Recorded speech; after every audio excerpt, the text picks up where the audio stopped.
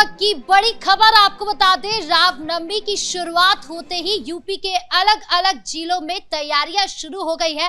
आपको बता दें, कई जिलों में शोभा यात्रा निकालना भी शुरू हो गया है और कई जगह पर पुलिस फोर्स की भी तैनाती कर दी गई है। खास करके संभल के जिले में, जहां पर आपको बता दें कि संवेदनशील होने की वजह से वहां पर ज्यादा पुलिस फोर्स को तैनात किया गया है और साथ ही 240 से ज्यादा सीसीटीवी कैमरे लगाए गए हैं और साथ ही काफी सारी मीटिंग हुई है, जिससे ये पता लगाया जा रहा है कि आखिर कोई अराजकता फैलाने के लिए तो वहां पर नहीं है। और क्या कुछ चल रहा है संभल के अंदर और अलग अलग जिलों में, बताएंगे आपको। मेरे साथ मौजूद है मेरे सहयोगी हर्षी सर। सबसे पहले शुरू करते हैं संभल से ही। संभल में जो है वो पुलिस फोर्स को सबसे ज्यादा तैनात किया गया है, सीसीटीवी कैमरे लगाए गए हैं। आखिर इतनी पुख्ता तैयारी क्यों की जा रही है? देखिए, सबसे पहले तो रामनवमी के बारे में बताएं कि रामनवमी 2 दिन की पड़ी है, आज और कल, और इसलिए जो जुलूस अब निकाले जाने हैं और जो निकल रहे हैं जुलूस, उसको लेकर ये फोर्स तैनात की गई है। हालांकि जो आपने तस्वीरें दिखाई हैं वो संभल की जामा मस्जिद की हैं, क्योंकि संभल जामा मस्जिद का जिक्र करें तो वो संवेदनशील इलाका है और इसलिए वहां पर फोर्स को तैनात किया गया है। क्योंकि जो जुलूस निकलना है अभी, जिसकी शुरुआत हो रही है, वो दरअसल उसी डाक घर से होते हुए शाही जामा मस्जिद से निकलेगा और फिर वो मंदिर की ओर जाएगा, राम मंदिर की ओर जाएगा, जो संभल के अंदर मौजूद है। और इसी वजह से फोर्स तैनात है, क्योंकि इनपुट पुलिस को ये मिला है कि कुछ लोग मस्जिदों से पत्थर फेंक सकते हैं। फिलहाल ऐसा होगा या नहीं, ये तो वक्त ही बता पाएगा। पुलिस इसको लेकर अलर्ट है। हालांकि जो आपने बात कही वो बिल्कुल ठीक है कि सीएम योगी आदित्यनाथ की इससे पहले मीटिंग भी हुई थी और मीटिंग तकरीबन आधे घंटे चली थी, जब हमने देखा था कि पुलिस बल की तैनाती थी, पुलिस अधिकारी थे और वहां पर कैसे तैयारी की जाए उसको लेकर मीटिंग हुई थी। और योगी आदित्यनाथ की तरफ से निर्देश दिया गया था कि कोई भी अराजक तत्व बाहर नहीं आना चाहिए, कोई अराजक तत्व होना नहीं चाहिए, ऐसी स्थिति नहीं उत्पन्न होनी चाहिए कि प्रशासन की बदनामी हो। क्योंकि आपने अलीगढ़ के मौके पर देखा था, जब अलीगढ़ में ईद का मौका था और वहां पर नमाज को बिल्कुल मना किया गया था कि आप सड़क पर नमाज नहीं पढ़ेंगे, लेकिन अलीगढ़ में कुछ लोगों ने जानबूझकर नमाज पढ़ने की कोशिश की। हमने देखा कि फोर्स वहां पर भी तैनात थी, लेकिन जैसे ही कुछ पुलिस वाले थोड़ा सा अलग हुए, कैसे 2 लोगों ने कुछ ही सेकंड के में नमाज पढ़ी और उसका वीडियो सोशल मीडिया पर डाल दिया और पुलिस को कड़ी चुनौती देने की कोशिश की गई है। अब रामनवमी के मौके पर तो ऐसा ना किया जाए, उसके लिए पूरी तैयारी की गई है। क्योंकि देखिए, ये जो मौका होता है इसी को कट्टरपंथी चुनते हैं, चाहे फिर ईद का मौका हो या फिर रामनवमी का मौका हो। और हमने रामनवमी के मौके पर हमेशा देखा है अलग अलग राज्य में कि किस तरीके से हुड़दंग काटने की कुछ लोग कोशिश भी करते हैं।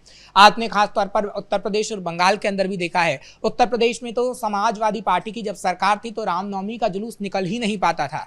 अब तो गनीमत है कि योगी आदित्यनाथ की सरकार में रामनवमी का जुलूस निकल रहा है और रामनवमी पर हम देख रहे हैं कि कितने हिंदू अब मंदिर तक जाते हैं जुलूस निकालकर, जिसमें राम जी की तस्वीर होती है, हनुमान जी की तस्वीर होती है, उसको बाकायदा लेकर जाया जाता है। लेकिन इससे पहले समाजवादी पार्टी में जब ऐसी स्थितियां होती थी तो हम देखते थे कि मूर्तियों तक पर पत्थर फेंके जाते थे। और ये इतिहास गवाह है। इतिहास के पन्नों को आप पलटकर देखेंगी तो मुलायम सिंह यादव जब सीएम रहे थे उत्तर प्रदेश के, तब ऐसी स्थितियां हुई थी। आप कार सेवकों का जिक्र देख लीजिए कि किस तरीके से उन पर गोली चलाई गई। उसके बाद भी किस तरीके से रामनवमी कभी भी सही से हिंदुओं ने नहीं मनाई है उत्तर प्रदेश के अंदर।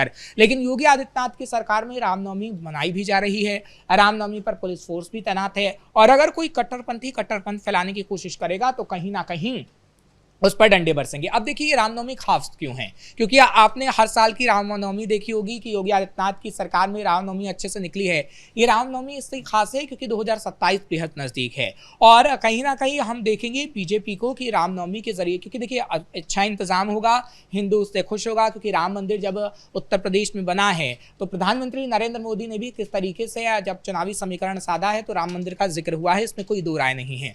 और उत्तर प्रदेश की विधानसभा चुनाव में भी रामनवमी का जिक्र होगा और राम मंदिर का भी जिक्र होगा और ये रामनवमी बेहद खास है। हालांकि इसके बाद भी हम देखेंगे कि नवरात्रि आएगी और अगले साल भी 2027 में रामनवमी मनाई जाएगी। लेकिन अभी से इसकी तैयारी इसलिए की गई है ताकि जो हिंदू वोटर्स है उनको ये दिखाना है कि देखिए किस तरीके से हम आपके साथ खड़े रहते हैं और वाकई हिंदुओं को जो एक किया है योगी आदित्यनाथ ने, जो जात पात में तमाम लोग बटे रहते थे, अब किस तरीके से तमाम लोग इकट्ठे होकर रामनवमी का त्यौहार मनाते हैं, वो तस्वीरें हमने देखी हैं। इसके इतर आप देख लीजिए कि जहां पर बीजेपी की सरकार नहीं है, क्या वहां पर इस तरीके से रामनवमी का जुलूस निकलता है? इसका उत्तर है नहीं।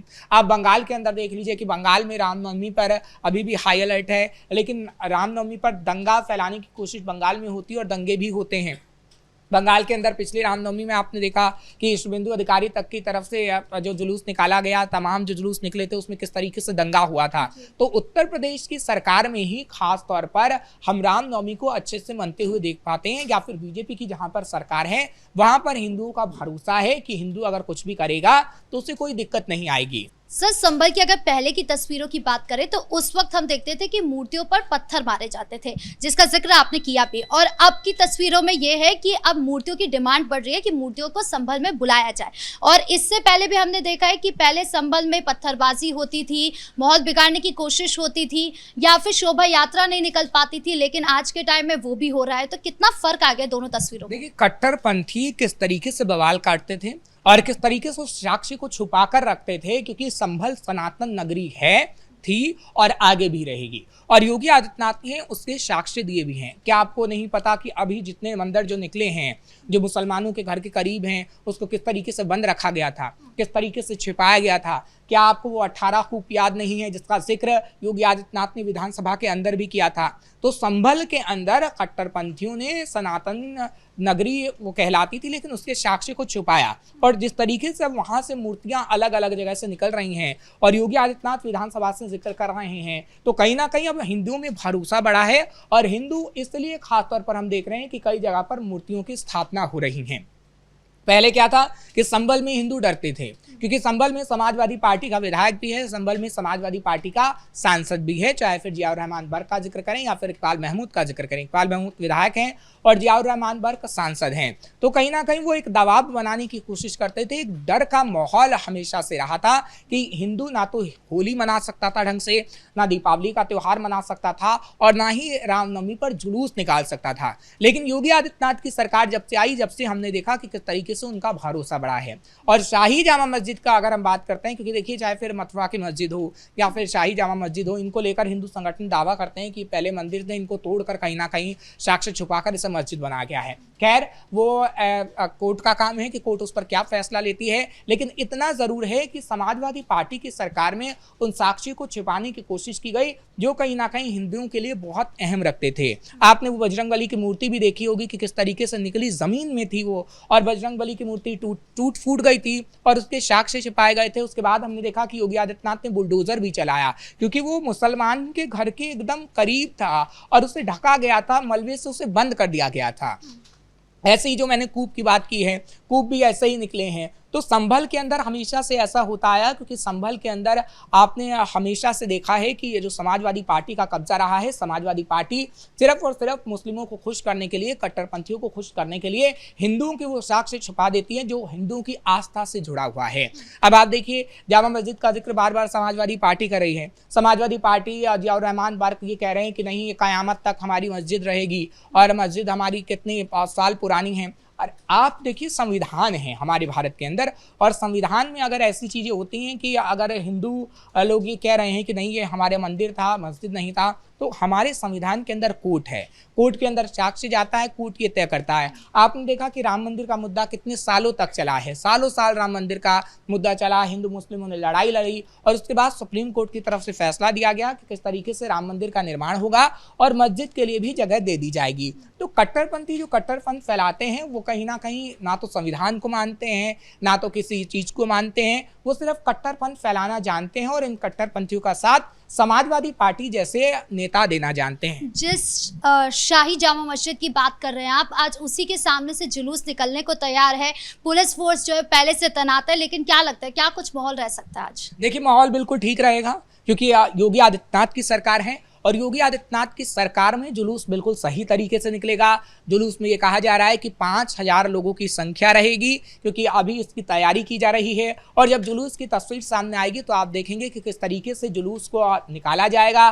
फोर्स साथ साथ चलेगी, क्योंकि फोर्स का साथ साथ चलना बहुत ज़रूरी है, क्योंकि जहाँ से जुलूस गुजर रहा है वहाँ पर तमाम मुसलमानों के ही घर हैं। अब वहाँ पर सीसीटीवी कैमरा तो लगाए गए हैं, लेकिन छत से कोई पत्थर ना फेंके, कुछ ऐसी स्थितियाँ ना हो जिससे गड़बड़ी हो और हुड़दंग काटा जाए, उसके लिए पूरी तैयारी योगी प्रशासन की तरफ से की गई है। जी, इस मुद्दे पर ज्यादा जानकारियों के लिए आपका बहुत बहुत धन्यवाद। तो कुल मिलाकर न केवल संभल में बल्कि यूपी के अलग अलग जिलों में रामनवमी को लेकर तैनाती की गई है पुलिस फोर्स की, जिसमें पीएसी की भी तैनाती की गई है, खास करके संभल के अंदर, क्योंकि संभल एक संवेदनशील इलाका है जहां पर 240 से ज्यादा सीसीटीवी कैमरे भी लगाए गए हैं। अब आगे क्या कुछ माहौल रहता है ये अभी देखना बाकी है। ब्रेकिंग न्यूज में इतना ही। कैमरा पर्सन राजकुमार के साथ मैं राधिका राज।